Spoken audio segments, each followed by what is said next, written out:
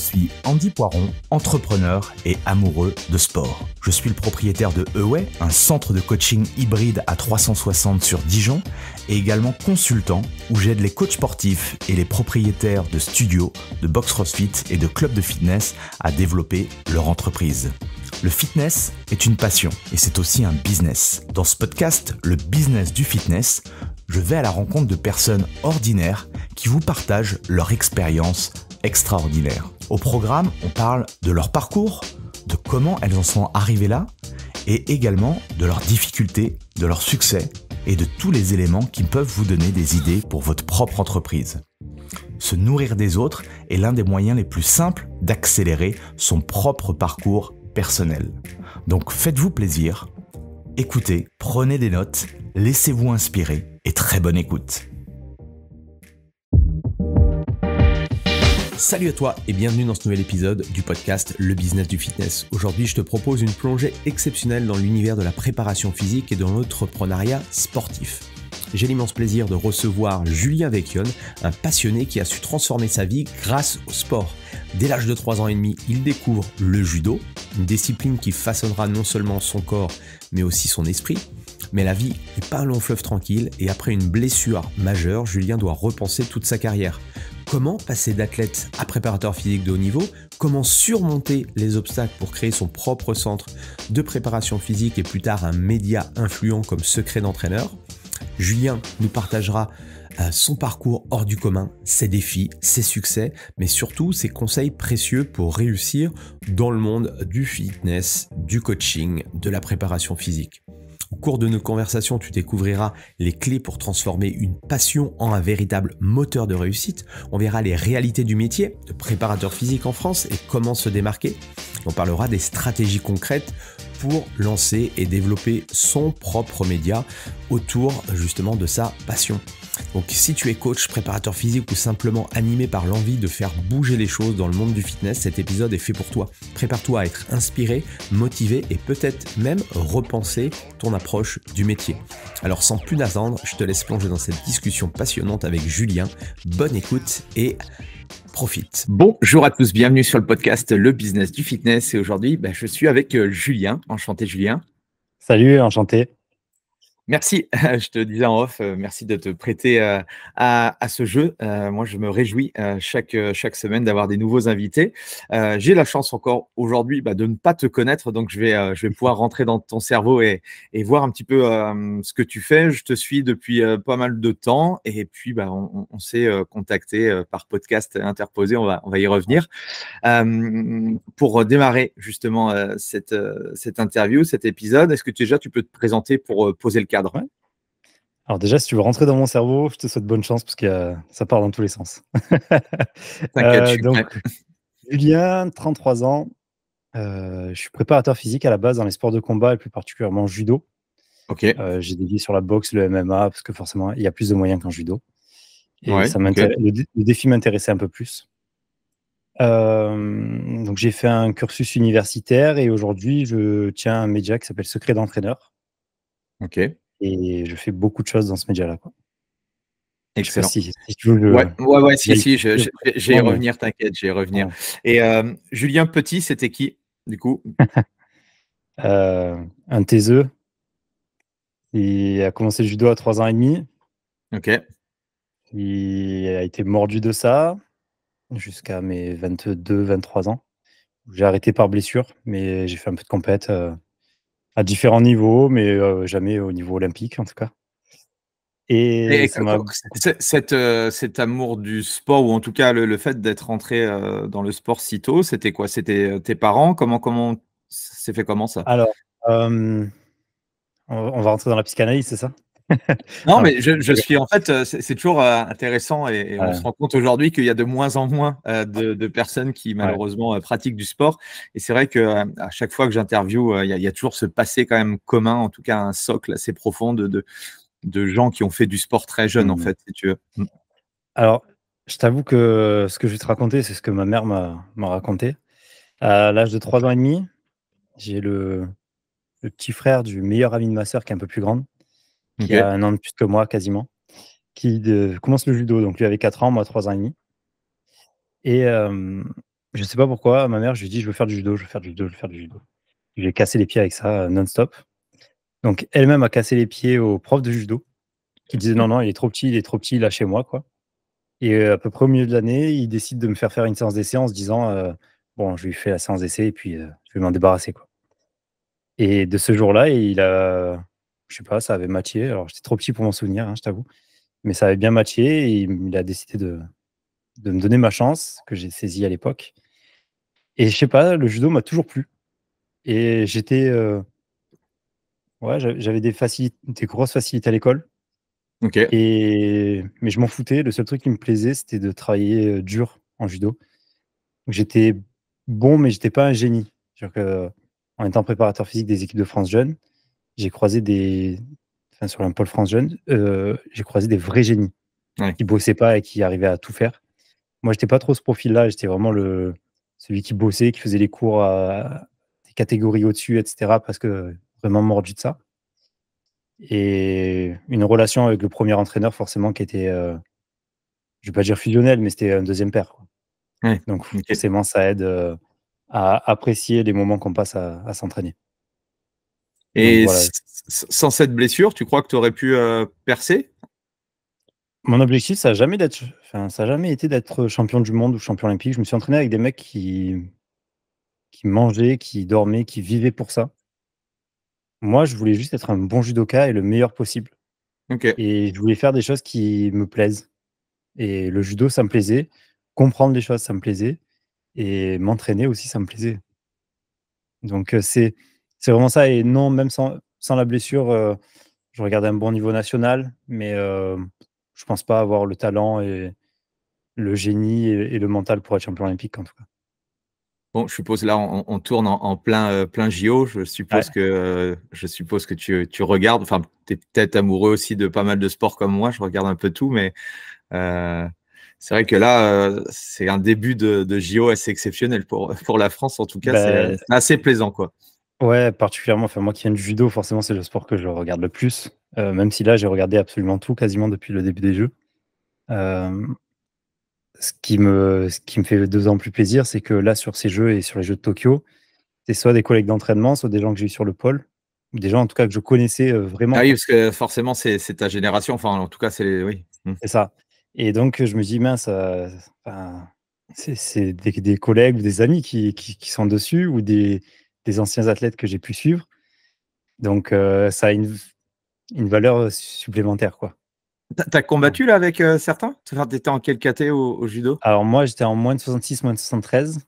Donc OK. j'étais un semi-léger, léger et oui, il y en a certains qui ont fait les jeux contre qui, j'ai fait des stages, ou même, au pôle, sur les entraînements, quoi. OK. Ouais.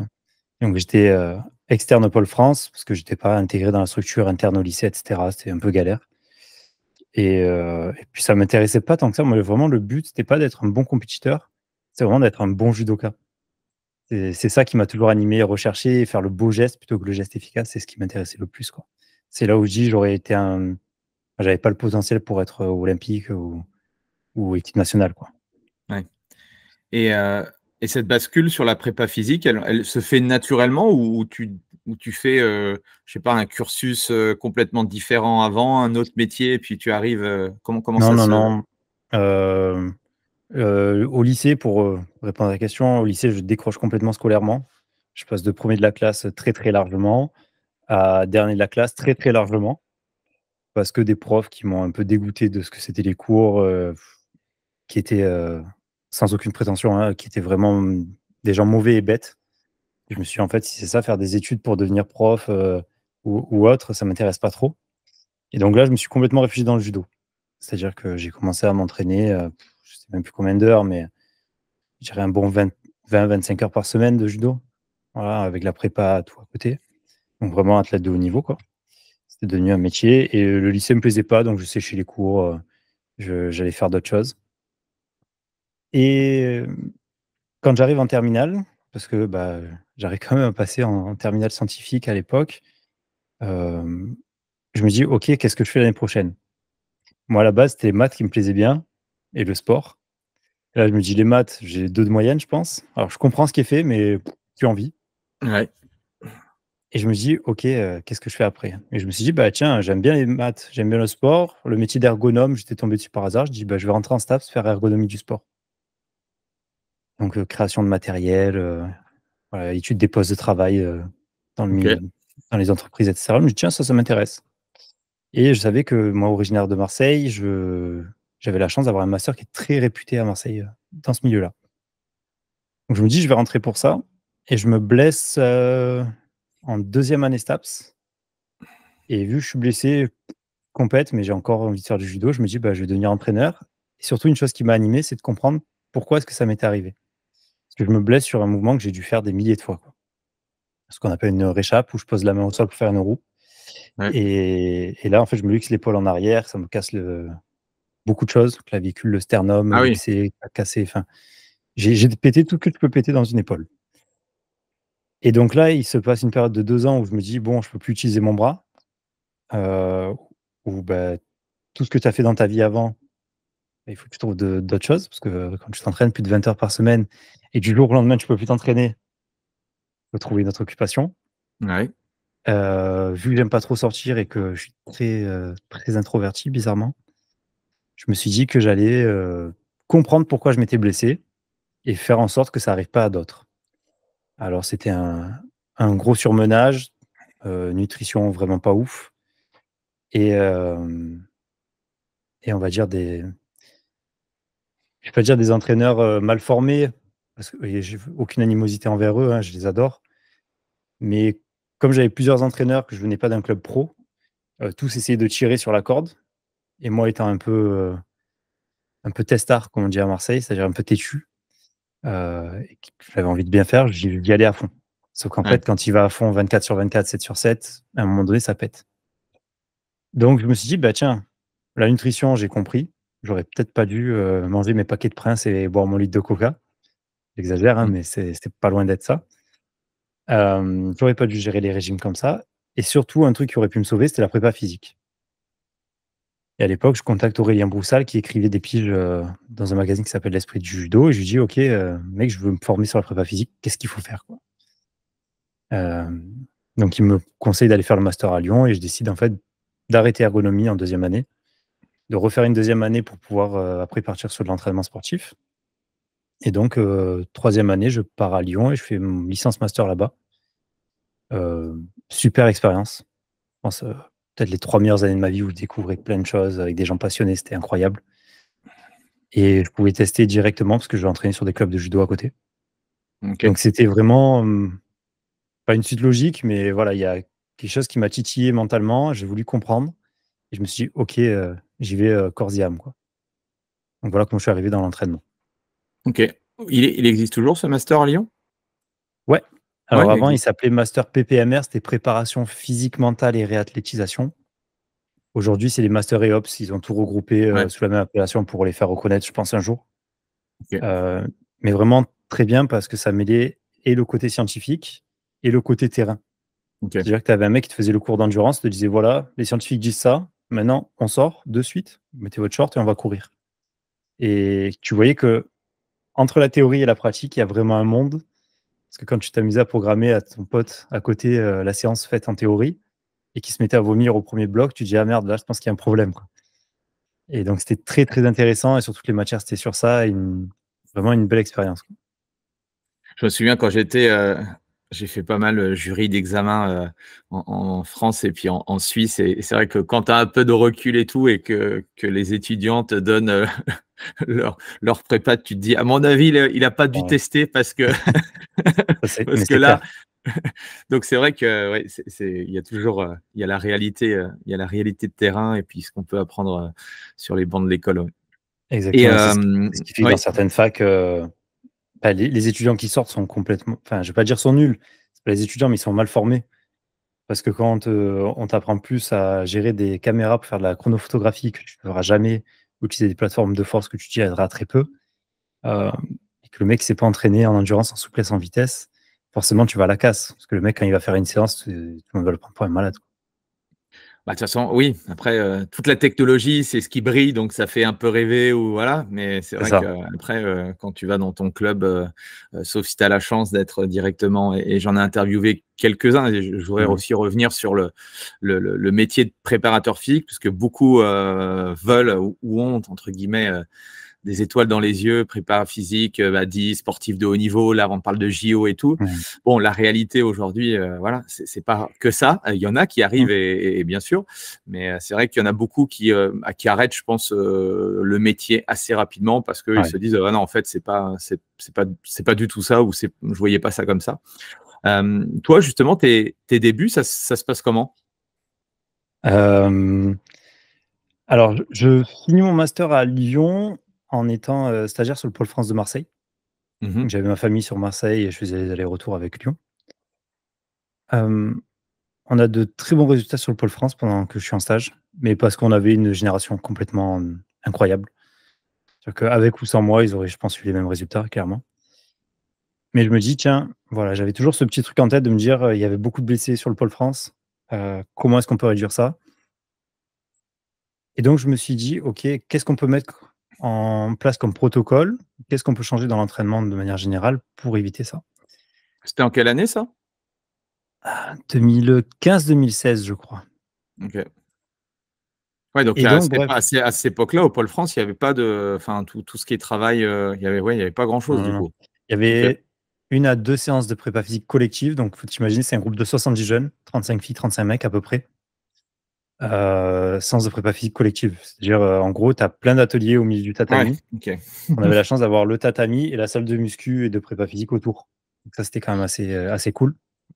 Et en gros, c'était un 30-30 avec plein d'exercices, ça court dans tous les sens, ça saute, ça bouge des poids, mais ça sert à rien, quoi. Ouais, un gros circuit training à plusieurs quoi, enfin une sorte de Voilà, OK. c'est ça, avec, ton binôme et vous suivez sur des ateliers avec les binômes pour qu'il y ait un peu de concurrence et que ça crée une émulation. Ouais, c'est bizarre parce que, Donc ouais, 2015-2016 pourtant nous c'est pas très enfin, vieux, hein. on est une bonne école de judo. On a fait des Mmh. titres avant 2015-2016 donc c'est vrai que ouais. Ouais, après on en faisait beaucoup chez les filles où la concurrence était, un peu moins forte. Alors je vais pas dire moins forte, mais il y avait moins de nations qui brillaient en tout cas. Même OK. s'il y a des filles qui étaient très fortes et on a eu une génération de génies en fait, sur les Mmh. dernières années. Là, chez les filles, c'était incroyable. Et puis un Fred Roelen sur les équipes de France, féminines en prépa physique et enfin, pour moi, c'est le meilleur préparateur physique en France et de très, très loin, quoi. Donc Ouais. forcément, ça aide les filles à briller. Et OK. donc sur le pôle, ouais, il y avait rien, rien. C'est-à-dire même pas un élastique, rien, enfin, c'était une catastrophe. Un banc de développé couché, une barre à traction et une presse et 2 conneries, quoi. Enfin vraiment, c'était une autre époque. OK. Donc moi, j'arrive dans ce contexte-là en me disant: «OK, bah, qu'est-ce que je peux faire?» On me fait comprendre qu'il y aura zéro budget. Je fais: «OK», donc on va bricoler et en fait, on essaie de modifier pas mal de choses qui fonctionnent plutôt bien dans l'ensemble. Je gère beaucoup les blessés, donc j'apprends un petit peu tout ce qui est, réhab et réathlétisation, on va chercher le mot, pardon. Donc voilà, très intéressant de voir un petit peu, cette facette-là du métier que moi je connaissais pas et j'ai perdu mon fil. Oui, et donc je finis mon master et je leur dis: «Bah, voilà, je suis sur le marché du travail, est-ce que, vous voulez me recruter, quoi?» Il me dit: «Oui, oui, on veut absolument continuer avec toi. Ça se passe très bien, on a de bons résultats, mais il faut qu'on voit parce qu'on a bientôt les subventions par rapport aux JO qui arrivaient, les JO de Paris». Parce que Mmh. nous, en fait, on entraînait la génération qui aujourd'hui fait les jeux. Hem, donc on savait qu'on allait avoir des choses. Donc tu rencontres le président de la fédé, tu rencontres, le président de la région, tous se disent: «T'inquiète pas, reprends la saison en septembre et en octobre, t'inquiète pas, tu auras ton contrat». Puis octobre, il repousse à janvier, à février, et cetera. Ça dure une saison. Donc moi, je suis quand même content parce que ça me fait une grosse expérience. Je teste énormément de choses. Tout ce que j'ai pu voir en cours, je le teste. Tout ce que j'ai la chance d'échanger avec des gens, je le teste aussi. Et j'avais la Et chance, j'étais tu vis comment là, à cette époque-là? là, je vis chez mes parents et je fais la manche. OK. Clairement, je plaisante, mais voilà. À la fin de la saison, ils me filaient un chèque de 700 € en me disant, «Voilà, Wouhou! on a pu t'avoir quelque chose», mais presque, c'est une victoire, quoi. Ouais. Et moi, je vois ça dans ma tête, je sais même pas les frais d'essence que j'ai passés. Mais je me dis: «C'est comme si je continuais ma formation, c'est pas grave». Et puis je leur dis, par contre, là, cette saison, je suis désolé, mais si je suis pas payé, je ne peux pas. C'est juste pas possible. Donc on discute un petit peu. Il me dit, OK, je vais vraiment essayer de voir. Enfin, le responsable du pôle qui, lui, s'était battu quand même pour que je puisse avoir une rémunération, avec qui je m'entends toujours très bien. Les 2 entraîneurs qui étaient vraiment incroyables. Ils me disent: «Bah, voilà, on va essayer. Par contre, il nous faut un petit peu de temps». Et je leur dis: «Bah, écoute, moi, je vais venir un peu moins et je vais commencer du coaching à côté». Donc je suis allé bosser dans une salle qui venait d'ouvrir, sur Marseille, qui était une salle un peu, alors je vais dire luxe dans le décor, mais qui était, une je vais pas dire nul, il y avait que des cours co, il y avait pas de salle de muscu et la meuf quand elle m'a recruté, elle me dit: «Tu fais de l'entraînement fonctionnel?» Je dis: «Ouais, ouais». Elle me dit: «OK» et le jour où j'arrive, en fait, il y a rien. Il y a pas un kettle, il y a pas de barre, il y a pas de rack, il y a rien. Genre, il y a des small et là, je lui dis: «Par contre, ça va poser problème, quoi». Parce que fonctionnel ne veut pas dire, poids de corps, quoi. Poids du corps, oui. Voilà et bref, du coup, c'est moi qui avais acheté un rack à squat pour, le mettre là-bas. Ils m'ont remboursé en je sais pas combien de mensualité et donc je faisais à moitié le pôle, à moitié, les coachings.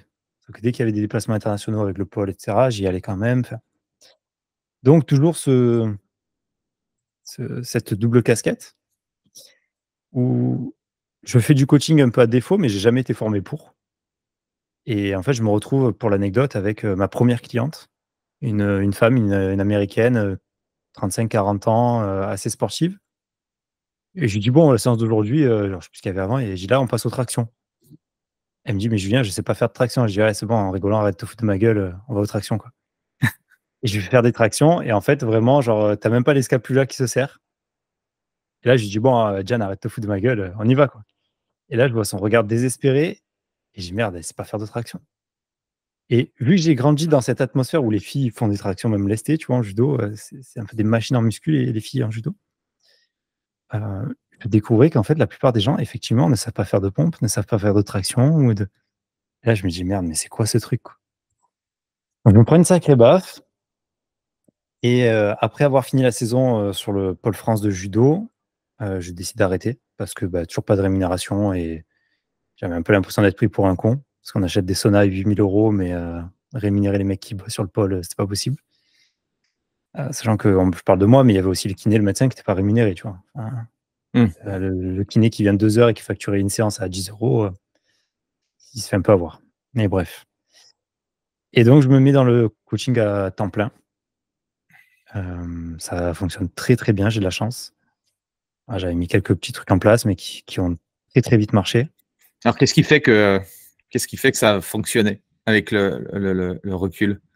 Alors, avec le recul, plusieurs choses. C'est que je suis arrivé dans une salle où il y avait 90 de nanas, des coachs qui venaient tous du milieu fitness, qui étaient très compétentes dans les cours collectifs, c'est-à-dire qu'ils étaient vraiment incroyables. Moi, je regardais les cours, je voyais l'entrain qu'ils mettaient, ce qu'ils arrivaient à proposer, c'était juste génial. Moi, on m'avait demandé de faire un cours de vélo, j'avais accepté, mais j'étais d'une nullité, je savais même pas pédaler en rythme, enfin, c'était une catastrophe. Mais les gens aimaient bien et donc je me suis dit: «Bon, bah, plutôt que de me prendre la tête sur ce cours de vélo», parce que vraiment en plus, moi qui étais très introverti, parler Mmh. devant des gens, faire le spectacle, c'est pas du tout moi. Et donc moi, j'avais discuté avec la patronne, je dis: «OK, je te fais ton cours de vélo, par contre, c'est à ma sauce, quoi». Et donc c'était les musiques que je voulais, je hurlais jamais dans le micro, c'est-à-dire que je parlais pas plus fort que ce que je parlais là. Et je testais des concepts de prépa mentale. Donc je voyais, OK, là, on peut faire des ancrages, on peut faire ci, ça, ça, ça, ça. OK, bah, en fait, j'avais un groupe de 10-15 personnes, tu vois? C'était pas des gros groupes et je testais. C'était le samedi matin, c'était un truc de récup, donc j'avais pas forcément un gros rythme à mettre et après j'avais travaillé sur de l'imagerie, sur plein de choses. En fait, les gens avaient adoré ça et voyaient que j'étais pas un prof de fitness. Donc quand ils venaient me demander et cetera un peu le parcours et même sur le site du lieu, on me présentait comme un prépa physique de haut niveau et cetera. Donc dès que les gens, ils avaient des bobos à droite, à gauche, ils venaient me voir et moi je leur disais: «Bah, OK, tu as mal au genou, tu as une sciatique, tu as mal à l'épaule». Je leur disais: «Bah, voilà, je pense que par rapport à ce que tu as», hem, alors attention, hein, je faisais ça de manière assez encadrée. Je faisais pas de diagnostic, c'est-à-dire que quand ton médecin te disait: «Tu as eu ça», je te disais: «OK, moi ça, je pense pouvoir te le régler». Je lui disais: «Je t'entraîne gratuitement pendant un mois». ou 2, ou voilà, tant de fois par semaine, en fonction de la pathologie. Et je leur disais: «Tu me payes pas. Par contre», donc mon tarif horaire, c'était 60 € de l'heure. Je dis: «Par contre, si dans un mois, tu as plus mal, tu estimes à combien le fait de plus avoir mal à l'épaule?» Alors j'avais de la chance, des gens qui avaient des bons revenus.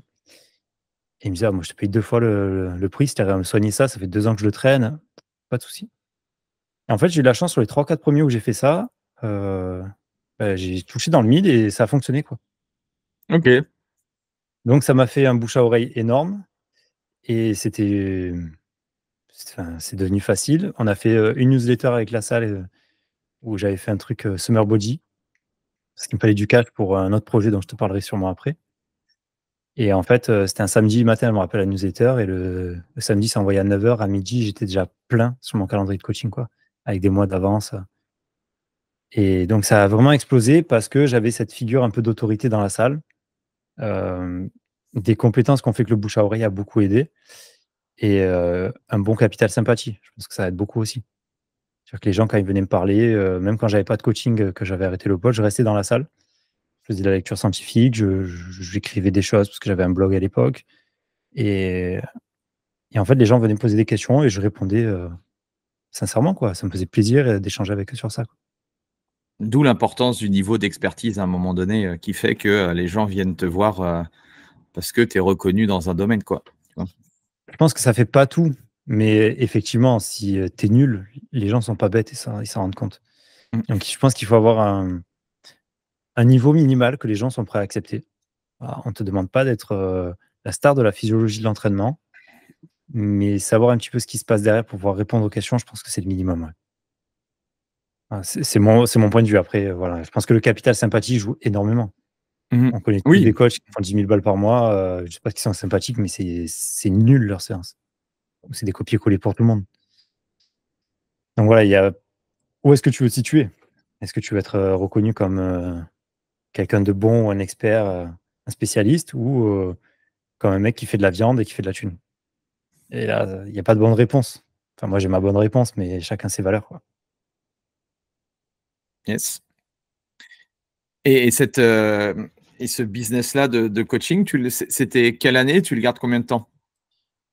Alors, hem, je te raconte encore une anecdote pour te répondre, mais, 1re fois que je rencontre les patrons de la salle, on nous fait une formation en vélo où il y avait tous les coachs qui allaient intervenir, et cetera, et la patronne qui nous dit: «OK, vous voyez où dans 2 ans?» Et tout le monde dit: «Ah mais moi je vais rester ici, je vais être là», sachant qu'on est tous auto-entrepreneurs, tu vois? Et pas un salarié. Et moi, ça arrive à moi et j'ai beaucoup de défauts, dont celui d'être trop honnête. Et je dis: «Ah mais moi dans 2 ans, je me vois plus ici, moi c'est soit je suis entraîneur national, soit j'ai ouvert ma structure, quoi». Et la nana qui me prend de haut, qui me prend pour un prétentieux, tu vois? Et j'ai mis 2 ans et demi à ouvrir ma structure.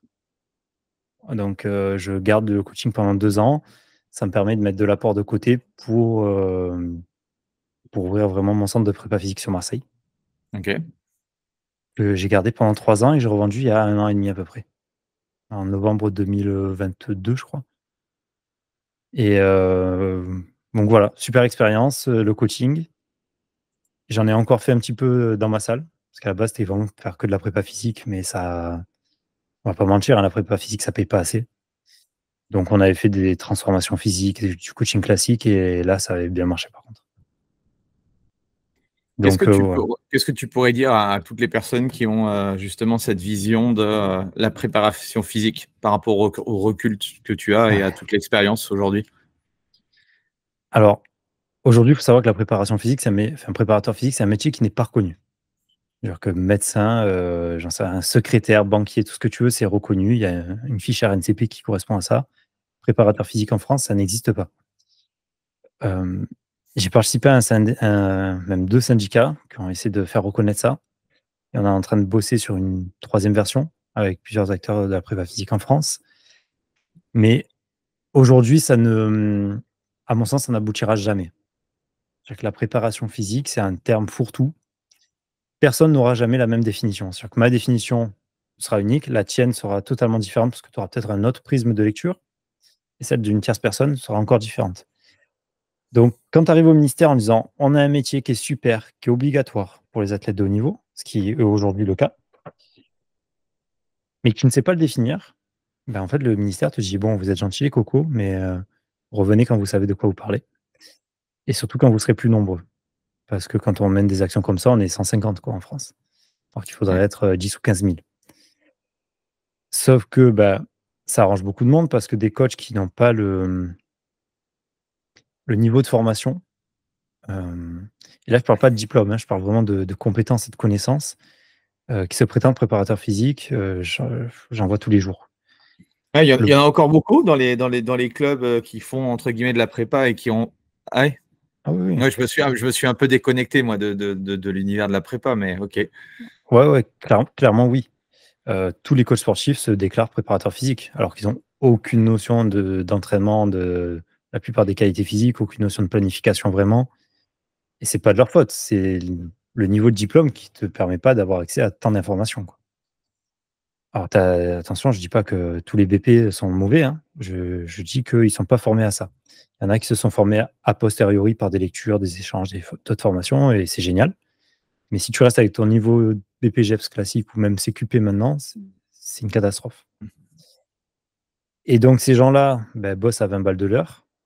Quand toi tu bosses à 60, 70, quelqu'un qui comprend rien, dit dans tous les cas je transpire, j'ai des courbatures, c'est pareil. Quand il régresse, il comprend la différence, mais voilà. Et donc je pense que la préparation physique, pour moi c'est une vraie passion.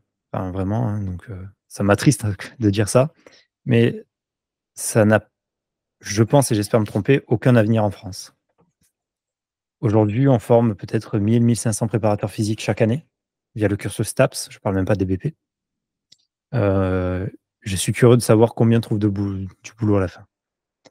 Je vois par rapport à mes collègues de promo, en master, on était 25, je crois. Il y en a plus de la moitié qui sont plus du tout dans la prépa physique, qui sont dans le marketing, dans la com, qui sont banquiers, électriciens, plombiers, qui sont plus du tout dans le milieu du sport. Ah oui, complètement. Les seuls qui y sont restés, c'est des gens qui ont eu la chance d'être sur des gros centres de formation de foot. Je pense à une qui était sur Chelsea, je ne sais pas si elle y est encore, enfin sur Lyon, PSG, Chelsea, Evian. Il y en a qui sont en Suisse, enfin voilà. Eux, ils ont des gros postes avec des bons salaires, donc pas de souci. Et sinon, c'est des gens qui ont ouvert leur boîte, des box de CrossFit ou des centres de coaching. Mais la plupart en sont sortis. Pourquoi? Parce que tu finis un master et on te propose un service civique à 700 € par mois. Ouais. Voilà. Donc, je pense que c'est, à mon sens, parmi les études les moins bien payées qu'on peut avoir en France, avec peut-être tout ce qui est études dans l'histoire, des choses comme ça, quoi. Et à l'étranger, c'est un peu plus codifié, le métier? Ouais, tu connais des pays Ouais, où. États-Unis, Australie, même Italie. Ok. Il y a des. Alors, est-ce que c'est encore en rigueur aujourd'hui? Il faudrait que je revoie les textes, mais il me semble que ça l'est toujours. Mais tout club professionnel de sport, alors il y avait plein de disciplines listées, mais quasiment tous les sports olympiques, se doit d'avoir un préparateur physique ou un référent préparateur physique. Ok.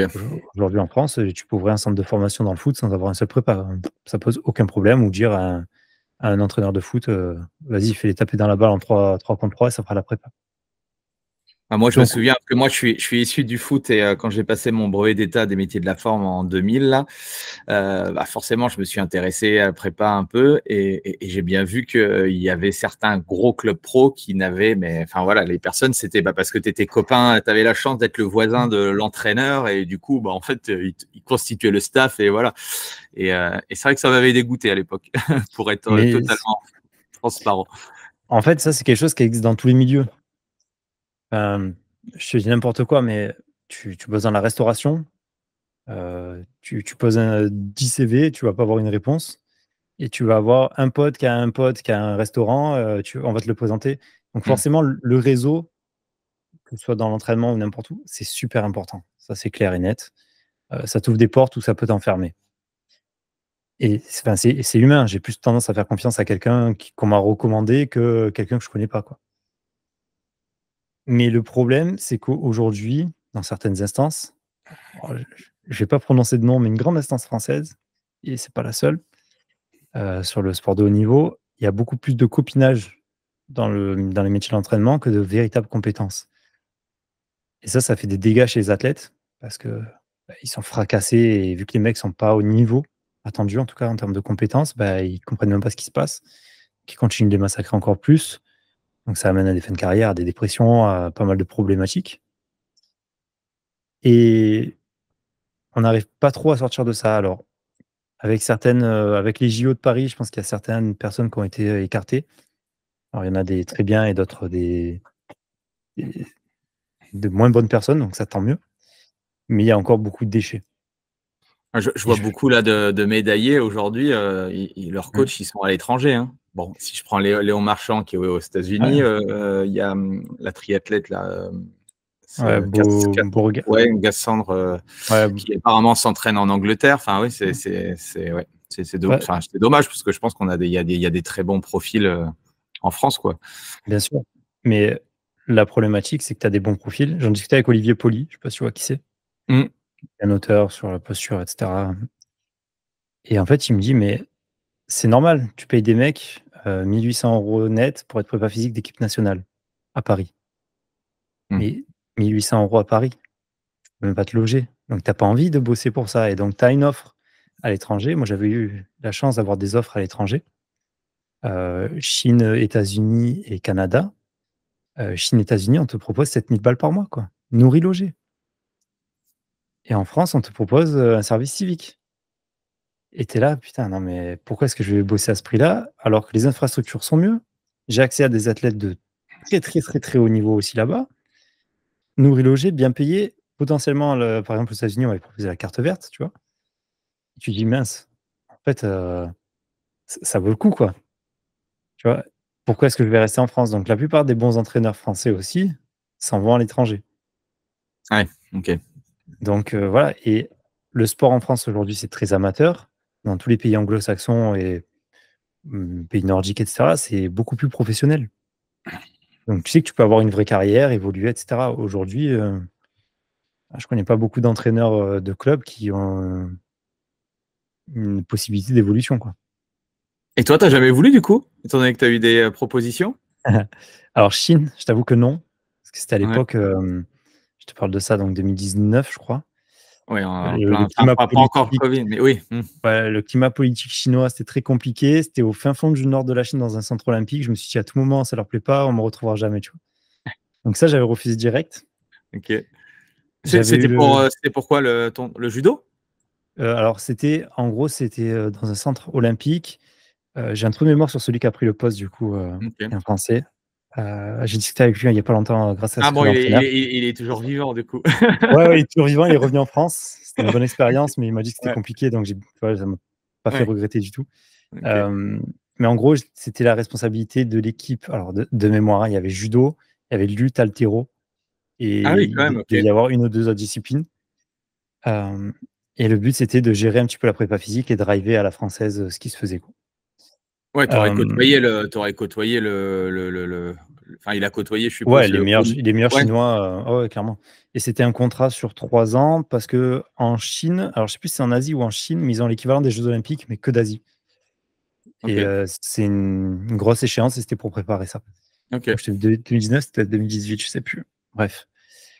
Et donc ça, j'ai refusé. L'offre au Canada, c'était l'équivalent de l'INSEP au Canada sur le judo.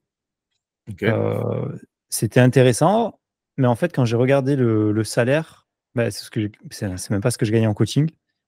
Donc j'avais dit non, parce que je me suis dit, attends, je vais pas me faire chier, il fait moins 30, moi j'habite dans le sud, au soleil, le moins 30 en hiver, je sais pas si je vais le supporter, quoi. Et après, j'avais eu les États-Unis, et là, c'est le seul que je regrette un peu. En gros, c'était quelques semaines avant que ma sœur accouche, et donc son premier enfant, et on me dit, il faut partir, mais dans les 15 jours. Et là, je dis, ouais, c'est chaud. Et c'était un contrat qui était vraiment bien parce que c'était basé sur les horaires français, donc entre 35 et maxi 42 heures par semaine. Et c'était un poste de responsable l'équivalent de responsable de la perf, mais que sur la prépa physique. Sur beaucoup de disciplines. Donc pareil, il y avait judo, lutte, haltéro, il y avait du basket féminin. Je ne veux pas te dire de bêtises, il y avait encore 2-3 autres sports. Ouais, ok. Et en gros, mon taf, c'était juste de regarder ce qu'ils faisaient, de dire ouais, c'est bien ou c'est pas bien, de ce que j'ai compris. Nourri logé à la fac d'Ohio State. Alors moi, je connaissais pas du tout.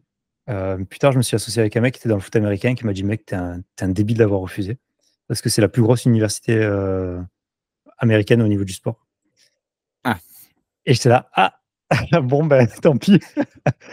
Et donc non, j'ai laissé tomber et je me suis refocus après sur mes projets entrepreneuriaux. Et ça, en fait, on me l'avait proposé parce qu'on avait eu une fille sur le pôle France qui avait fait, championne de France cadette, junior, senior la même année, qui avait fait des médailles mondiales et cetera et elle s'était placée au Grand Slam de Paris, donc l'équivalent de Roland-Garros pour le Ouais, judo. OK. Tout dans la même année, elle avait explosé. Alors malheureusement, elle a arrêté le judo depuis. Mais voilà, donc tout le monde voulait savoir qui entraînait, qui faisait quoi et on avait tous eu des propositions par rapport à ça, quoi. OK. C'était assez dingue. Et qu'est-ce qui fait que tu montes ton studio? Enfin, ou ton centre de prépa physique ou autre? Depuis que je suis étudiant, j'avais ça en tête.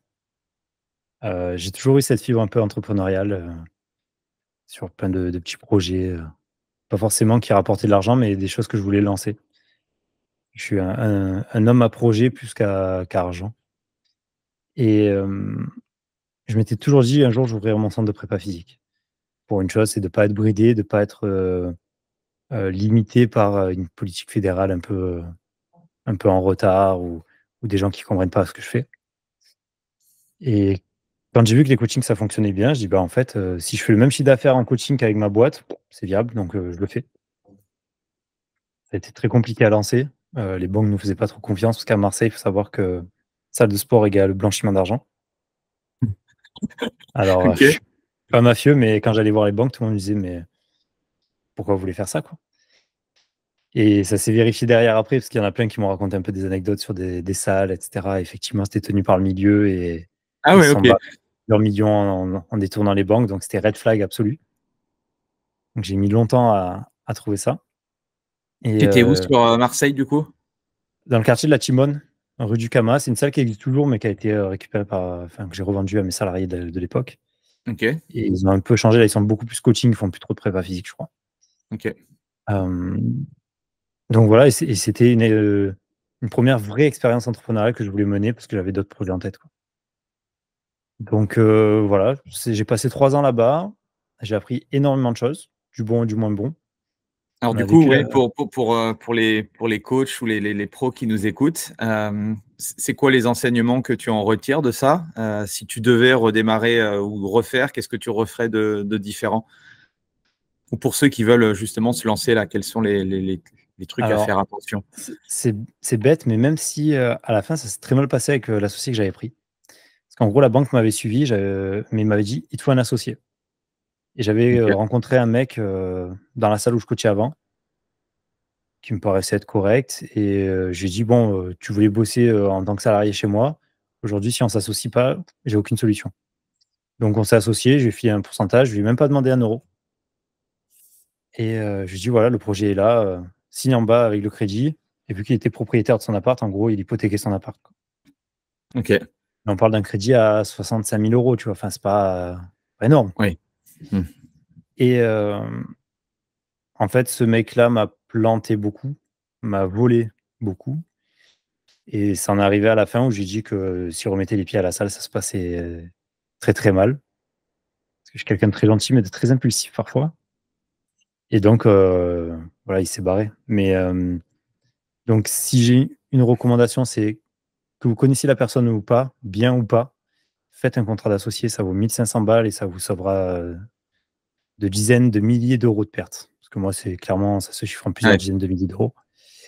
Hem, mais après, est-ce que je changerais autre chose? Franchement, non, parce que ça m'a appris pour tout ce que j'ai fait aujourd'hui. Enfin, en gros, j'avais trouvé un local, j'ai galéré à avoir le crédit. J'ai fait moi-même les travaux parce qu'on n'avait pas assez de crédit par rapport à ce qu'on avait demandé. On a ouvert, il nous manquait la moitié du matériel. J'étais nul en com, en marketing, mais nul. Tu imagines même pas, c'est un truc, ça me saoulait. Bah, on a dû bosser sur nous. On a dû tester des modèles, on a testé, 150 prix différents, 150 choses différentes, c'était super intéressant. On a eu un relationnel avec les gens qui a été génial. Enfin voilà, honnêtement, même si ça s'est mal passé, je changerais pour rien au monde ce qui s'est passé, tu vois? Parce que c'était des enseignements, au-delà de juste, business, vraiment humains. Tu vois, moi, ça m'a compris que quand tu mets de l'argent, les gens peuvent changer. Et il y a des personnes qui changent pour 1 000 € et d'autres pour 10 000, d'autres pour 1 million, mais que tout le monde a un prix, en fait. Et ça, une fois que tu l'as compris, tu dis: «OK, maintenant je vais couvrir mes arrières quoi qu'il arrive». Et donc non, franchement, très, très bonne expérience. Tu Je voulais regrette pas du l'emmener tout. où ce centre-là quand tu as Alors, démarré? C'était quoi tes ambitions, tes envies? ouais, au début, j'avais pour objectif, et j'ai toujours cet objectif-là, c'était une triade.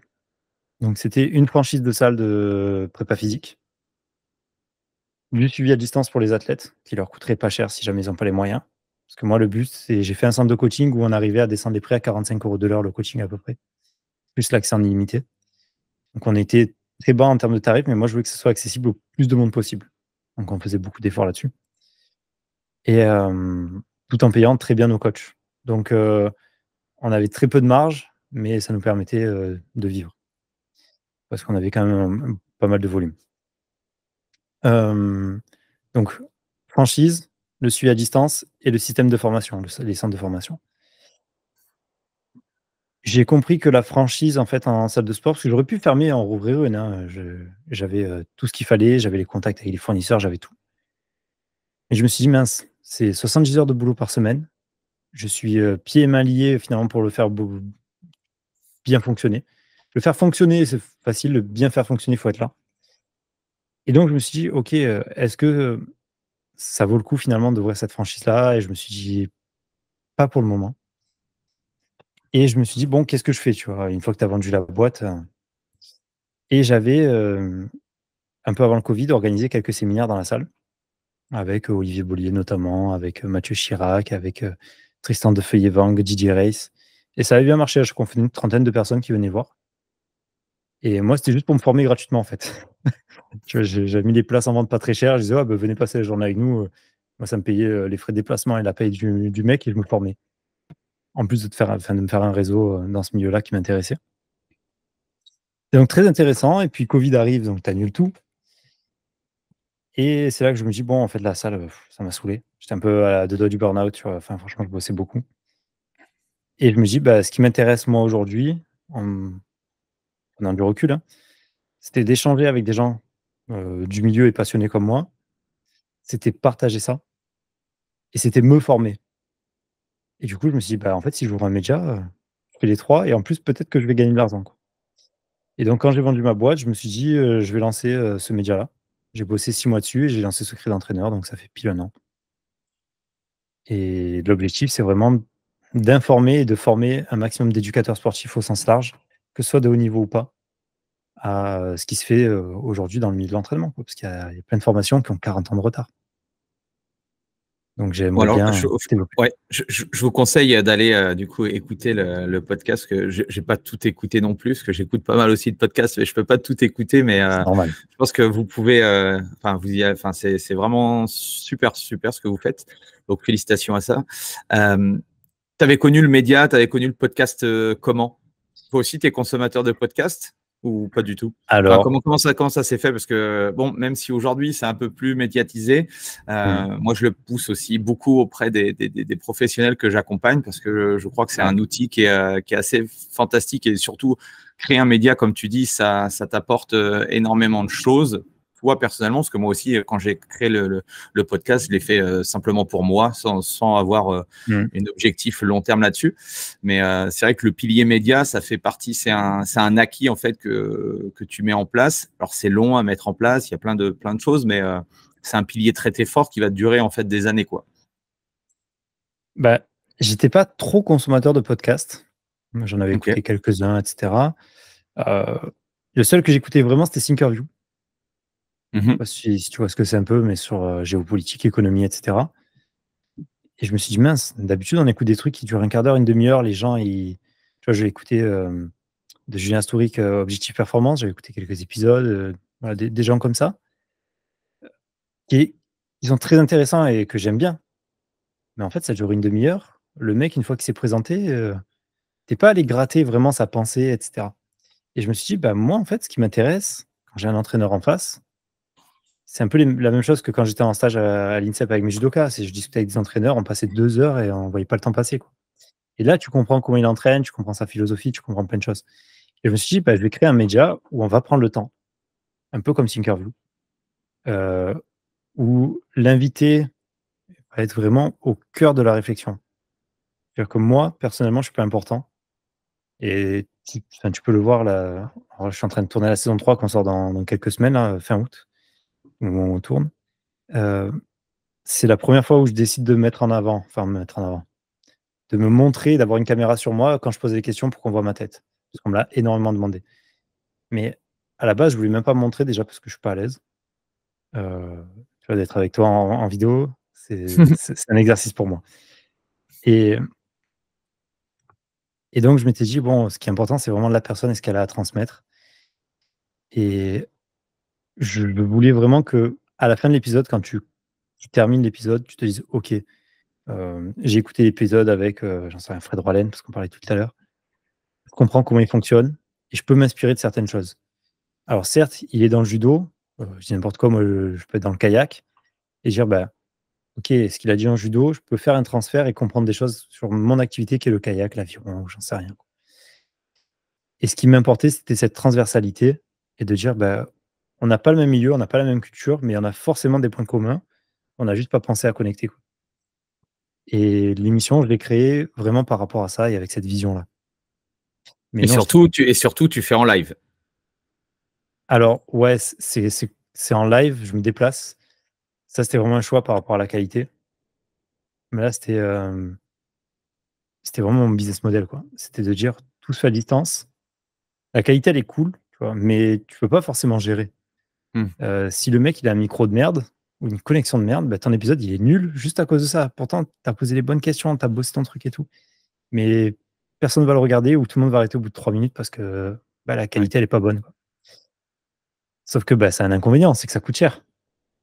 Faut se déplacer, faut louer un studio ou un appart, un truc, pour pouvoir tourner dedans. Faut que la personne, elle soit dispo à telle date et puis quand tu te déplaces pour un, c'est chaud, donc faut essayer de regrouper avec les gens. Enfin, c'est un gros boulot, mais je pense que c'est aujourd'hui grâce à ça qu'on a réussi à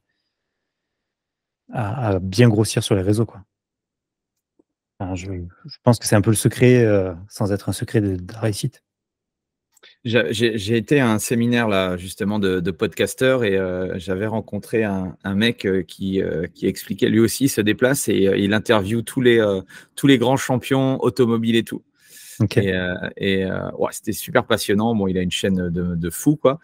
Et en fait, il expliquait que ouais, il allait, tu vois, par exemple, je sais plus Stéphane Peterhansel, je sais pas si ça te parle, mais voilà, dans le milieu Pas du tout. automobile, voilà, enfin, il a gagné plusieurs fois le Dakar et tout. Et donc, il va directement, voilà, chez les gens et tout. Bon, maintenant, il a un peu plus de notoriété, donc c'est plus facile d'aller chercher les gros, forcément.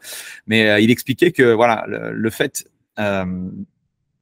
d'aller dans des décors différents à chaque fois, des fois il va directement chez les gens, donc forcément tout ça c'est hyper puissant. Et en plus du podcast, bah, du coup il a sa chaîne YouTube et moi j'aurais adoré hein, quand j'ai lancé le podcast, c'était une envie, mais c'est vrai que j'avais tellement de projets et tout que bah, je me dis si je démarre, j'arriverai jamais à pouvoir tenir Mmh. le fil et tout. Donc c'est vrai que des fois tu fais des compromis, mais c'est clair que en tout cas la puissance en plus de voir la personne en vrai et tout, c'est sûr que ça apporte aussi une autre dimension quoi. Ouais et puis tu as un lien qui se crée. Heu, Exactement. Mmh. j'ai un ami, Hugo Bruyère qui a le podcast, Anti-School.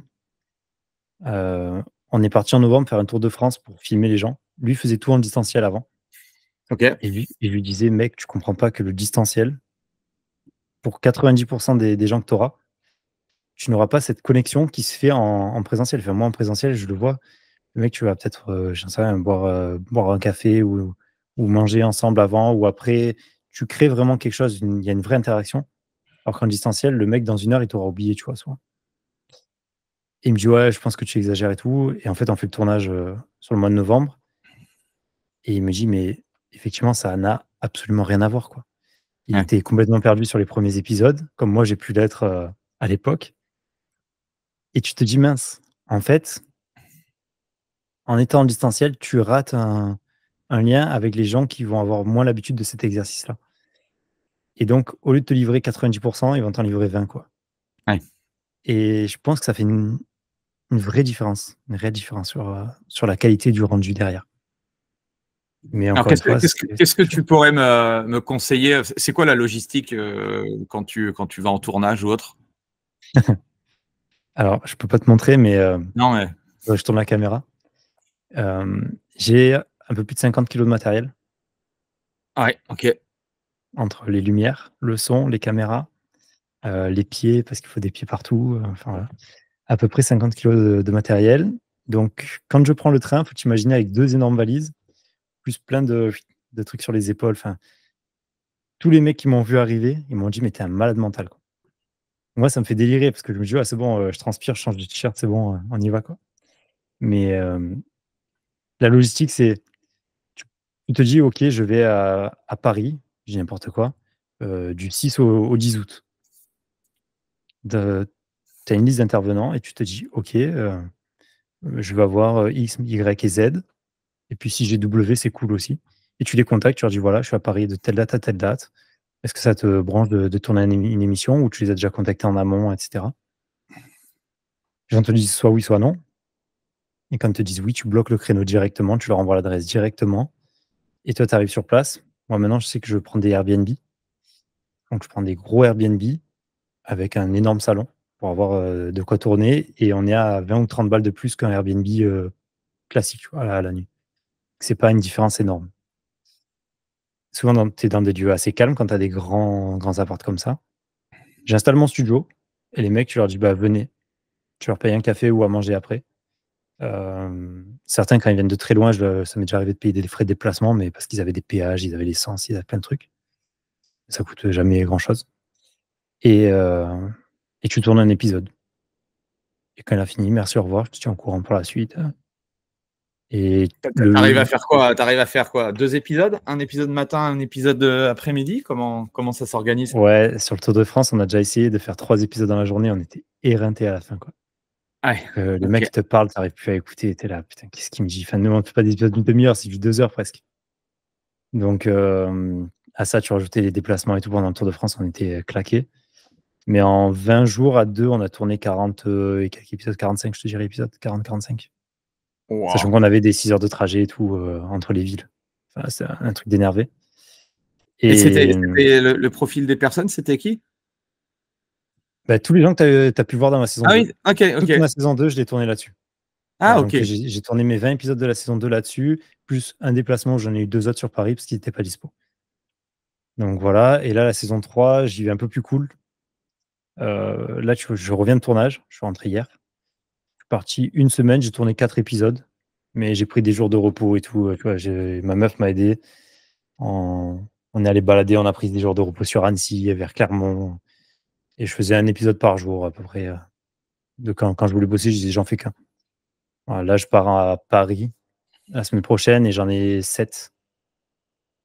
C'est quoi 7, ton rythme de publication? alors un par semaine quand je suis en pleine saison, mais en gros, j'ai sorti 40 émissions, un peu moins de 40 émissions, en 1 an. Oui, donc c'est Voilà. une bonne fréquence, Ouais, quoi. ouais. Généralement, je fais un par semaine pendant 20 semaines et après je prends 1 mois, 2 mois de repos pour, prendre le temps de tourner des épisodes de qualité et pas me dire: «Mince, il faut que je publie absolument toutes les semaines» Mmh. et faire des épisodes un peu bidons avec des gens que j'ai pas forcément envie d'interviewer. Ouais. Donc je me dis: «Je me laisse cette possibilité-là» et puis au contraire, ça crée une hype et les gens sont contents quand il y a des nouveaux épisodes donc Ouais. ils y vont direct et pendant les 2 mois, on communique un peu sur des anciens pour que les gens qui auraient raté cet ancien épisode, le regardent. Donc non, ça marche plutôt bien comme ça. Moi, ça me permet de trouver un équilibre parce que j'ai plein de projets, qui vont arriver là, donc ça me laisse aussi le temps de les faire. Donc non, je pense avoir trouvé le bon rythme de publication. Donc je OK. suis plutôt content là-dessus, ouais. Et tu connaissais quelque chose en son, en podcast ou non, tu as Ah, absolument rien. J'avais jamais tenu une caméra de ma vie, hem, j'avais jamais tenu un micro de ma vie et je savais rien, mais absolument rien. La seule chance que j'ai eue, c'est d'avoir du temps après avoir vendu ma salle et de l'argent, donc j'étais pas obligé de bosser. Et j'ai dit: «OK, bah, je me suis laissé 1 mois pour, acheter tout le matos». Ça m'a pris 1 mois et demi finalement. Hem, et ton mais je me setup suis en termes d'investissement, tu te souviens? Un peu trop. Un peu trop? On est autour de 20 000 €. Oui. Entre 15 et 20 000, je te dirais.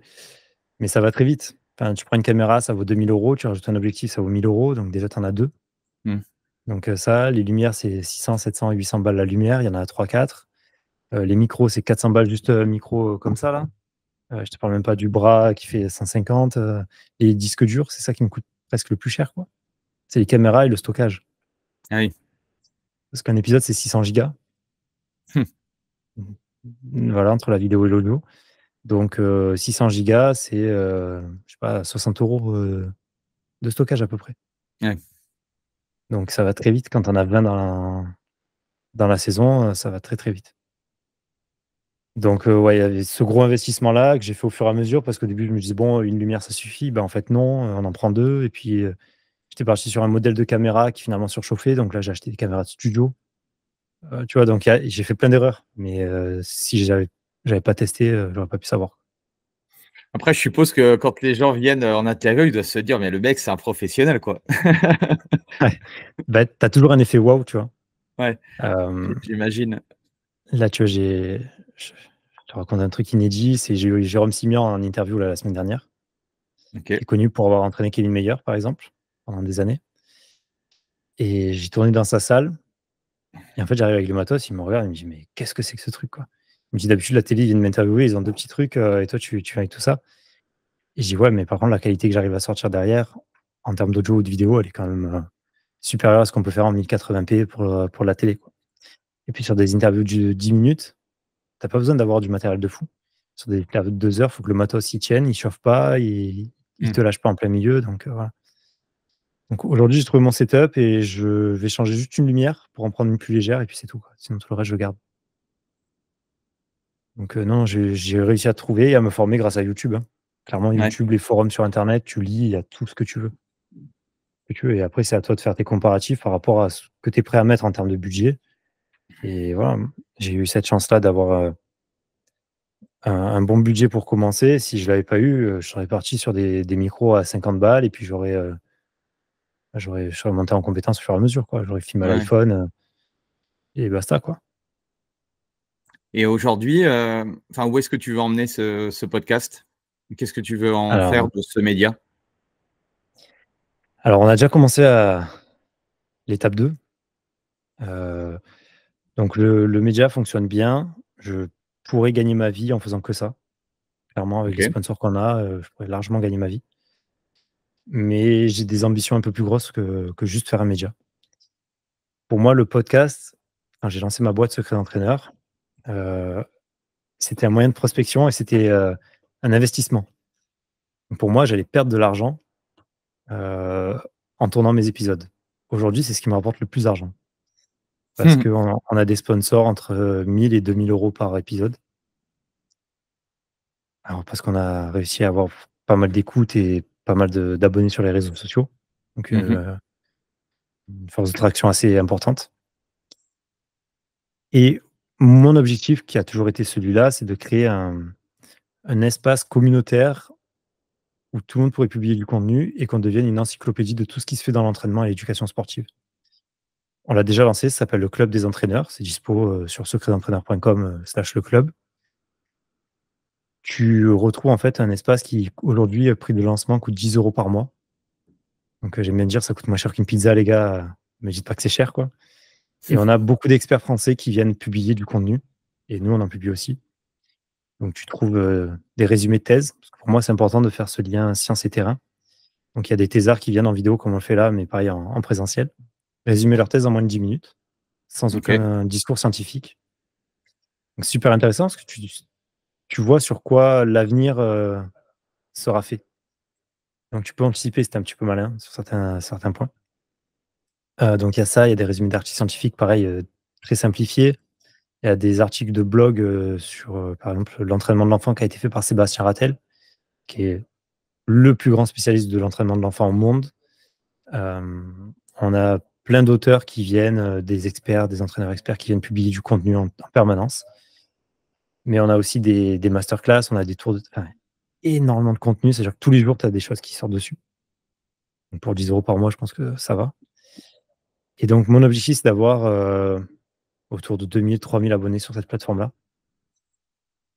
Ensuite, on va créer des formations. On est déjà en train de bosser dessus. Ça devrait sortir courant octobre, je pense, fin septembre, début octobre, sur des thèmes qui n'ont jamais vraiment été abordés ou jamais de manière professionnelle. C'est-à-dire que ouais, tu as des mecs qui ont lu Tim Ferriss et qui se disent vas-y, je vais lancer une formation bidon avec de replay. Nous, l'objectif, c'est vraiment d'avoir les meilleures formations dans des sphères qui n'ont jamais trop été abordées. Par exemple, la première, ça va être sur l'aspect perceptivo-cognitif.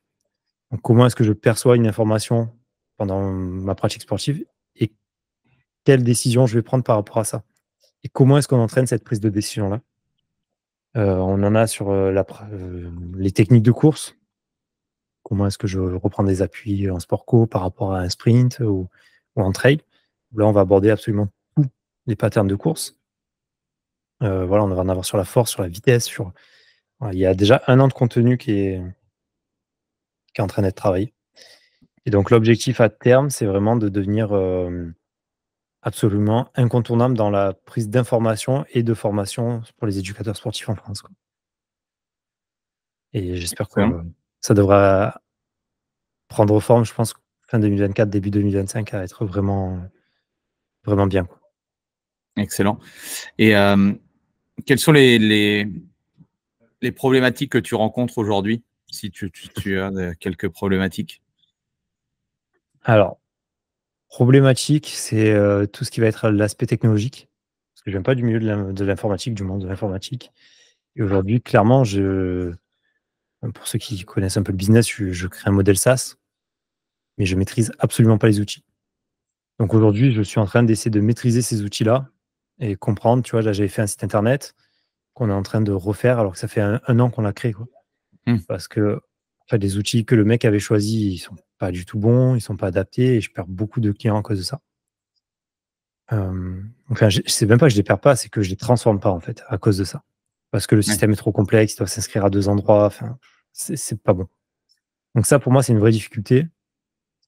Et la plus grosse difficulté que j'ai aujourd'hui, c'est sur moi-même, en fait. C'est de me dire, je sais sur le très long terme où est-ce que je vais. Genre, je peux te dire, voilà, je sais que j'ai ça comme objectif. Mais comment est-ce que j'y arrive au jour le jour? C'est-à-dire, aujourd'hui, je dois bosser sur quoi pour arriver à ça dans 2 ans, tu vois? Donc, j'ai testé plein de méthodes. Là, tu vois pas dans mon bureau, mais derrière, il y a plein de choses qui sont écrites sur les vitres, un peu partout. Là, j'ai mes objectifs de juillet, d'août qui sont affichés, mais j'ai déjà ceux de septembre qui sont prêts. Enfin, donc, mon organisation, c'est le plus gros problème que j'ai aujourd'hui, je crois. Ok. Voilà. Et je suis à 2 doigts de me faire coacher par rapport à ça. Parce que finalement, c'est bien d'avoir un projet sur le long terme, mais chaque étape, comment y arriver, c'est plus difficile. En tout cas, c'est ce qui, moi, me pose problème aujourd'hui. Ouais, ok. Voilà. Ok. Après, c'est pas un problème financier, c'est pas un problème du podcast. Tu vois, le podcast, c'est bon, je trouve l'organisation, ça fonctionne super bien et c'est devenu facile, en fait. Mais sur l'organisation du boulot pour développer vraiment le reste du contenu, c'est plus dur pour moi. Bon, après, c'est toujours, on est tous pareils, hein. C'est pour ça, enfin, je dis souvent aux coachs que quel que soit là où tu en es dans ton business, tu as toujours quelqu'un, entre guillemets, qui est derrière ton épaule et qui te drive. Parce qu'il y a des fois, toi, tu donnes, enfin, moi, je donne des conseils, des idées à certains coachs. Et moi, j'ai besoin aussi de me faire coacher parce qu'il y a des choses que je fais. Bah, de toute façon, quand tu es tête baissée dans ton propre business, ben, tu vois même pas des fois certaines choses que toi, tu aurais vues si tu étais derrière la personne. Donc, c'est aussi important d'être aussi coaché pour avancer, quoi. Quel que soit, je veux dire, quel que soit dans le domaine du sport, c'est pareil. Dans le domaine du business, c'est exactement pareil, quoi. Et même moi, en tant que pratiquant aujourd'hui, là, tu vois, il y a quelques mois, j'ai décidé de me faire entraîner par un prépa physique. Pourquoi? Parce que je restais dans mon confort, dans mon truc que j'aime bien faire moi, et je me challengeais plus trop. Depuis que je fais ça, j'ai explosé en termes de perf, tu vois. Pourtant, il me fait rien faire que je connais pas ou que je maîtrisais pas, mais c'est des choses que j'avais pas envie de faire. Et là, de savoir qu'il y a un mec derrière toi et qui te dit allez, là, faut y aller, ben, en fait, tu le fais. Et dans le business, moi, j'ai la chance, avec ma salle, j'ai rencontré plein de chefs d'entreprise. Et c'est des mecs qui m'ont inspiré, si j'ai des questions, je sais que je peux les appeler, on va manger ensemble et ils me donnent leur avis. Alors, Ça ne veut pas dire qu'ils ont raison ou que je vais appliquer ce qu'ils me disent, mais au moins j'ai un avis extérieur, donc c'est vraiment une chance. Il faut vraiment s'entourer, je pense, de personnes qui, pas forcément te tirent vers le haut. Tu sais, on a toujours ce truc de ouais, tes 5 amis te définissent. Ouais, c'est cool, mais en fait, moi, si j'ai envie d'avoir un ami cassos parce qu'il me fait rire, c'est pas grave. Tant qu'il m'influe pas sur son côté cas social, on s'en fiche un peu. Par contre, avoir des gens qui peuvent au minimum t'inspirer, voire te conseiller, c'est très important, je pense. Dans tous les cercles de ta vie, je pense que c'est important d'avoir Ouais, clairement. des personnes comme ça. Et d'ailleurs, si Et je peux te donner un conseil à tous ceux qui écoutent et qui veulent monter leur société, hein, pas forcément qu'une salle de coaching ou autre, c'est ne faites surtout pas l'impasse sur un avocat pour vous conseiller et sur un gestionnaire de patrimoine. Ça paraît débile, mais aujourd'hui, Secret d'entraîneur devrait prendre un très bon virage grâce à un gestionnaire de patrimoine. Le premier rendez-vous m'a rien coûté. Le mec m'a donné tellement d'infos, j'ai compris plein de choses. Ça m'a ouvert les yeux. Et tu dis, mince, en fait, je peux faire ça avec ma boîte, je peux faire ça. Et si tu n'as pas fait une école de commerce ou des formations là-dedans, tu ne peux pas le savoir. Et ça te fait gagner énormément de temps, énormément d'argent. Et du coup, ce qui fait que ta boîte aurait pu capoter, elle peut exploser, quoi. Donc ça, c'est des super bons conseils, c'est l'avocat et le gestionnaire de patrimoine. comment tu fais, toi, pour continuer à progresser? Alors sur la prépa physique, plus jeune, je me dédiais 2 demi-journées par semaine à faire que de la lecture ou de la formation en tout cas. Soit par de la lecture, soit effectivement par quelques podcasts, mais plus anglo-saxon que français. Hem Et aujourd'hui, j'ai eu une grosse période où j'avais l'impression que je régressais en prépa physique parce que je progressais plus. On est dans un milieu qui évolue tellement que si tu te tiens pas informé, tu deviens bidon, quoi. Hem Et le média me permet déjà de me renseigner sur beaucoup de choses, que j'apprends, auprès des meilleurs. Les mecs, quand ils t'expliquent ce qu'ils font, tu comprends un peu et là derrière tu vas lire parce que tu dis: «Non, je veux savoir». Hem Et après la meilleure solution à mon sens pour apprendre, c'est apprendre aux autres. Parce que quand tu vois, je fais des articles, j'en ai fait un là sur la récupération il y a pas longtemps, sur toutes les méthodes de récup qui existent et quels résultats et cetera. En fait, si je veux te dire, quelle méthode de récupération fonctionne, faut que j'aille chercher ce qui fonctionne. Mmh. Parce que je vais pas inventer des choses. Je vais aller me baser sur des chiffres, sur des méthodes qui existent. Et donc, je vais te dire, voilà, de tout ce que j'ai lu, ça fonctionne, ça non, ça peut-être, ça on sait pas. Et donc, ça me force moi à me renseigner et à intégrer l'information pour la ressortir. Parce qu'on a tous eu des cours qui étaient passionnants et tu sors de là, tu sais plus.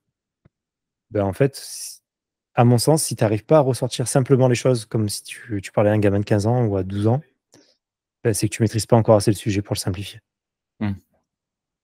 Donc vraiment, c'est transmettre et pas forcément à tes pairs, hein. Moi, je discute beaucoup avec mes clients, tu vois? J'ai encore des clients en prépa physique, des sportifs que j'accompagne et ils me posent 1 milliard de questions, tu vois? «Pourquoi là, on fait du 30-20? Pourquoi là, on fait du 10-10? Pourquoi là, on fait ça?»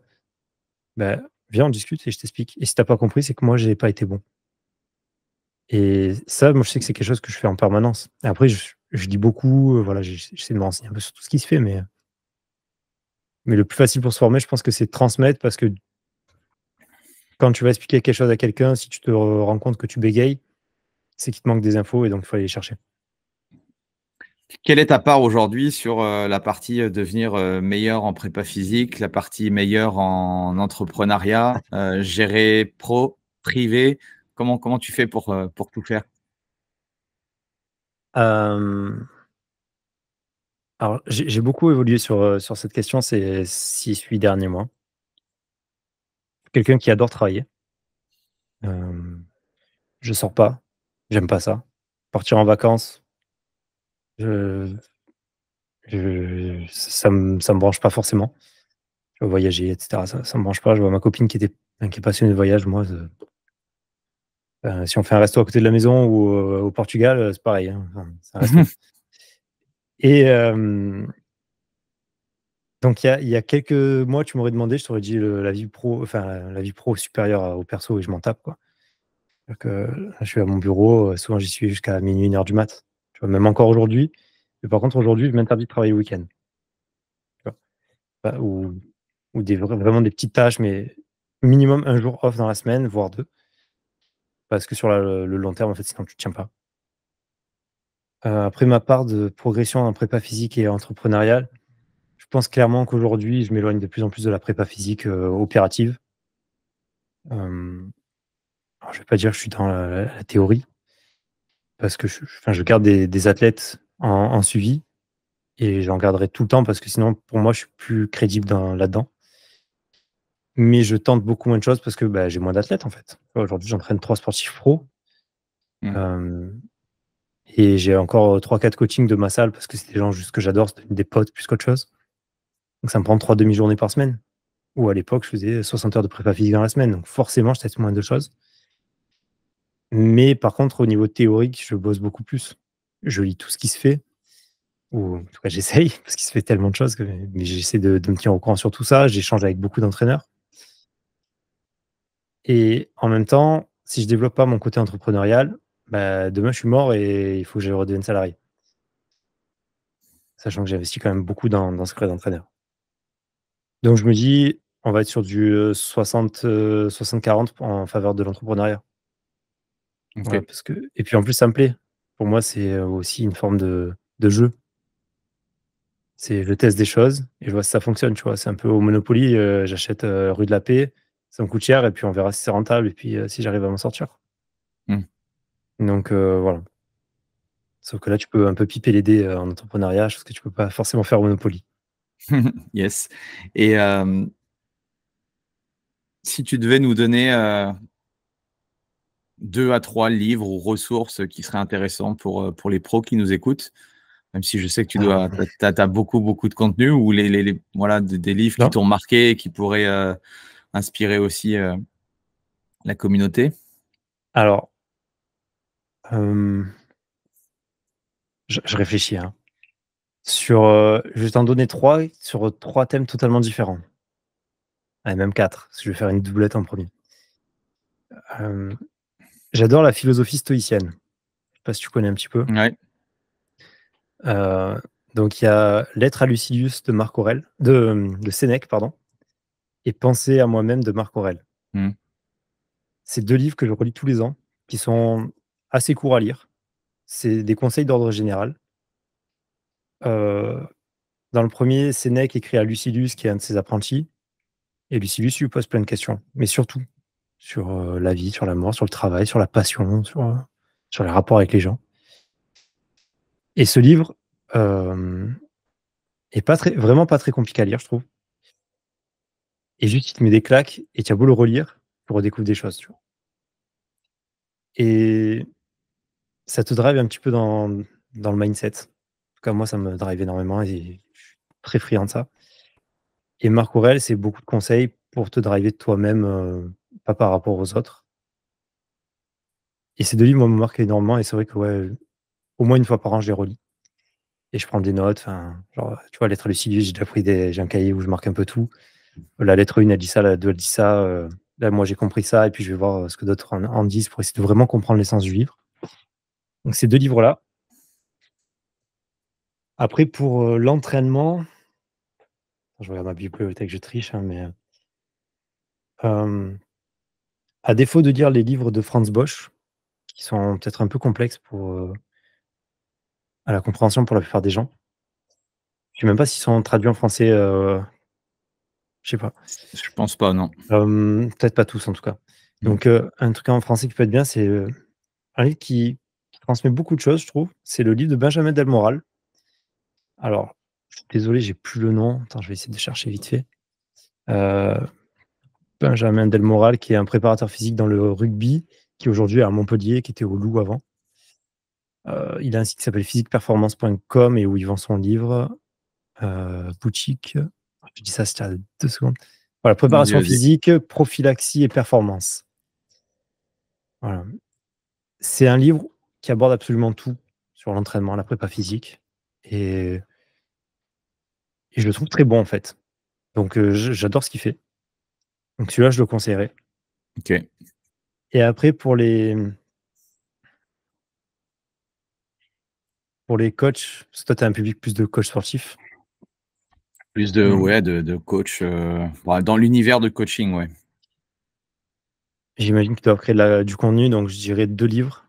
Influence et manipulation de Robert Cialdini, classique, parce que ça peut t'aider. Moi, ça m'a beaucoup appris. Parce que j'étais très, très, très, très mauvais en relations sociales.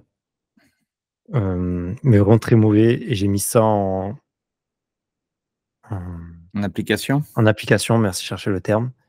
Ça et comment se faire des amis aussi, j'ai oublié l'auteur. Dale Carnegie, ouais. Carnegie, voilà. Et qui m'ont beaucoup appris. Et un deuxième sur la création de contenu qui s'appelle Contagieux ou Contagion, je crois. Il te donne les 6 règles pour créer du contenu qui devient contagieux. Mais le livre est assez bien fait, il y a pas mal d'exemples. Et pareil, très simple à lire. Et honnêtement, je pense qu'il doit être résumé sur internet, l'achetez pas. Parce que du moment où tu as les 6 items, tu as même pas besoin de lire les exemples, c'est très facilement compréhensible, et si tu fais ça, ça fonctionne, quoi. Excellent.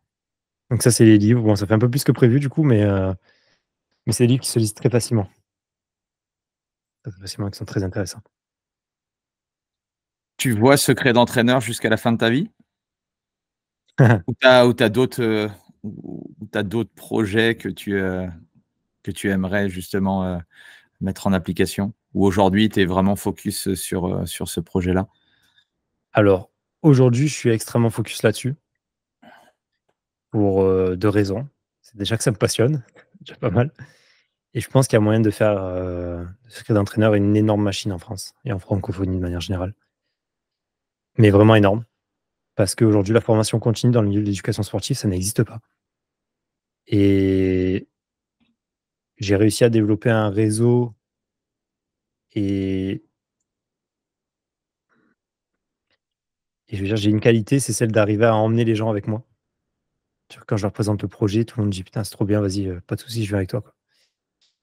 Et donc j'espère qu'on va réussir à créer cette formation continue qui manque aujourd'hui, pour remettre un petit peu toutes les formations même fédérales, sur les CREPS, sur, les BPGEPS, un peu au niveau. Donc ça, je pense que c'est faisable, et si un jour ça fonctionne, comme je veux, ce sera, financièrement un carton plein, et puis même au niveau du sport en France, parce que moi, ce qui m'intéresse, c'est de faire évoluer le sport en France, parce que j'en suis persuadé, ça peut faire changer la société, en fait. Et si on veut avoir un impact sur la société, le sport est un très, très bon vecteur. Donc pour le moment, oui, je me vois, avec Secret d'entraîneur sur le très long terme. C'est la première fois de ma vie que j'ai ça en tête. Mais après, j'ai plein d'autres projets. Enfin, tu vois, là, je suis en train de regarder avec ma meuf ce matin, j'étais en rendez-vous, parce que j'ai envie de faire rénover des apparts et les vendre, parce que ça me plaît. Pareil pour redynamiser certaines villes et villages, et cetera. Parce que ma meuf, elle a sa famille en Auvergne, et je dis: «Mais putain, ça vaut rien là-bas, tout est en ruine, venez on retape, et on loue ou on vend», tu vois? Donc ça me plaît, mais après j'ai plein d'autres projets. Enfin, j'ai un milliard de projets. J'ai envie de remonter d'autres salles, sur d'autres formats, enfin voilà. Avant-hier soir, je discutais avec un pote qui a plusieurs, salles, fitness park sur, Grenoble, et on discute et on se dit: «Putain, pourquoi est-ce qu'on ferait pas d'autres salles comme ça, mais avec d'autres styles, un peu moins mainstream, un peu plus qualitatifs à mon sens», et voilà, enfin oui, un milliard de projets, quoi. C'est un truc qui me plaît beaucoup. Yes. Et ben, je vois que l'heure tourne. Quelle est la Ah, question que je t'ai pas posée et que tu aurais aimé que je te pose? très bonne question. Hem, une ques Peut-être pas que j'aurais aimé que tu me poses, mais qui à mon sens est quelque chose d'important, c'est est-ce que ce que tu fais te rend heureux, quoi? Mmh. Et je pense qu'aujourd'hui, c'est une question qui est très, très importante, parce qu'on voit, enfin, tu vois, je vois avec des amis qui font des boulots qui les passionnent pas. Ils sont déprimés, ils te parlent de leur boulot, ça fait de la peine, tu vois? Tu te dis: «Merde, hein». Ils bossent 35 heures par semaine, tu as l'impression qu'ils sont en prison, quoi. Et moi, j'en bosse le double et j'ai même pas l'impression de travailler. Et là, tu te dis: «Mais en fait, tant que tu fais quelque chose qui te rend heureux, tu auras déjà jamais l'impression de travailler, et puis, tu seras toujours épanoui et tu seras toujours amené à évoluer, quoi. Par contre, si tu fais un truc où tu as les pieds dans le ciment, mais fuis, quoi. Bon, je t'ai pas posé cette question parce que ça s'est senti tout au long de l'interview que tu étais passionné par ce que tu faisais. Mais effectivement, c'est vrai que c'est une question qu'il faut se poser. Et à un moment donné, quand vous arrivez à un carrefour de votre carrière ou autre, comme tu t'as pu l'expliquer, c'est que si j'ai l'impression que je suis plus à ma place, on peut rester dans le même secteur d'activité, mais faire autre chose. Et c'est ça qui est intéressant dans l'univers du sport, du fitness, de l'entraînement. Enfin bref, c'est très large. C'est très large. Là, voilà, ce qui est intéressant avec la vision de Julien et ce que crée Julien, c'est que voilà, il est parti dans des directions. Et enfin, il y a tellement de choses à faire dans notre domaine que il y a tout à construire et tout à faire. Et souvent, on voit que le prisme, le marché est saturé, etc. Il y a des gens qui n'ont pas leur diplôme, ils vendent des programmes peu chers. Mais en fait, je veux dire, le marché francophone et il y a des millions de personnes. La santé, c'est un enjeu majeur.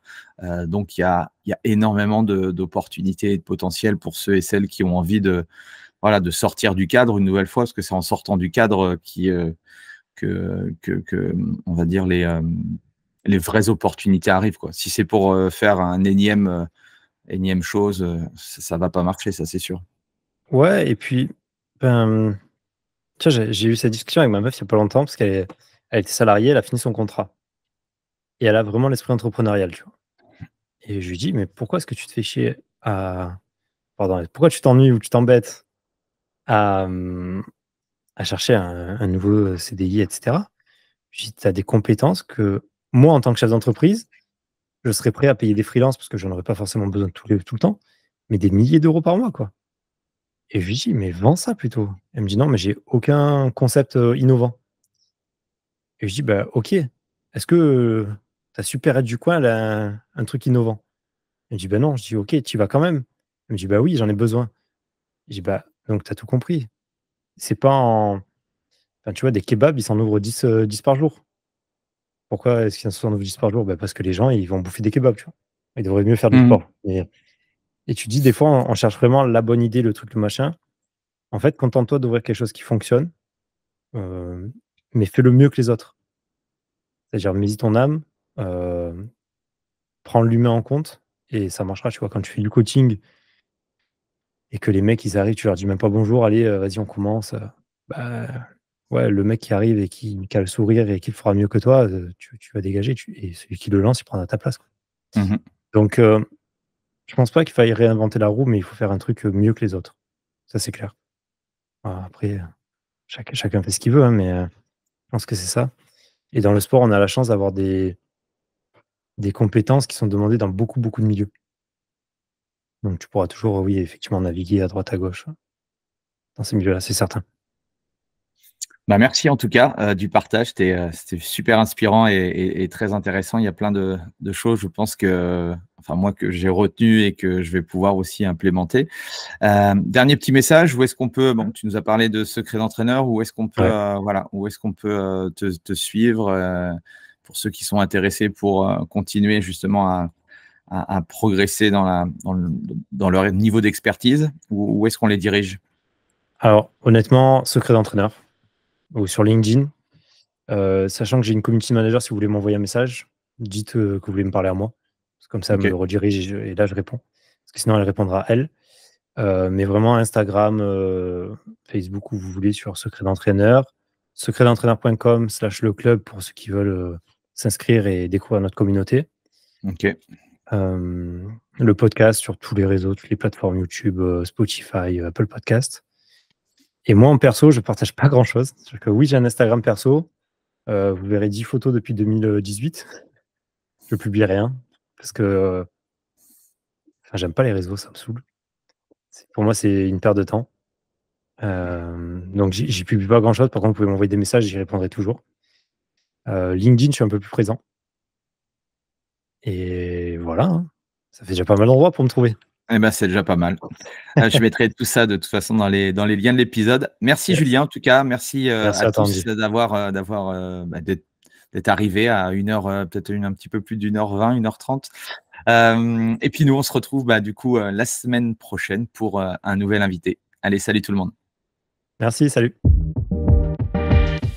Voilà, c'est fini pour aujourd'hui. J'espère que l'épisode vous a plu. Merci d'avoir passé ce moment en ma compagnie. Deux petites choses avant de vous quitter. Si vous cherchez les notes de l'épisode ou que vous voulez tout simplement me contacter personnellement, allez sur mon site andypoiron.com. Donc tout attaché, www.andypoiron.com. Vous trouverez toutes les informations nécessaires. Et dernière chose, et c'est la plus importante pour moi, si vous voulez m'aider à promouvoir ce podcast, eh bien vous mettez un avis 5 étoiles sur Apple Podcast. Si vous regardez cet épisode sur YouTube, eh bien pensez à liker et à vous abonner à ma chaîne YouTube et pensez à en parler autour de vous, pensez à en parler à vos amis ou à vos collègues dans le fitness. Ça permettra véritablement à ce podcast d'avoir beaucoup plus de visibilité. Voilà, en tout cas, merci, à très vite pour le prochain épisode.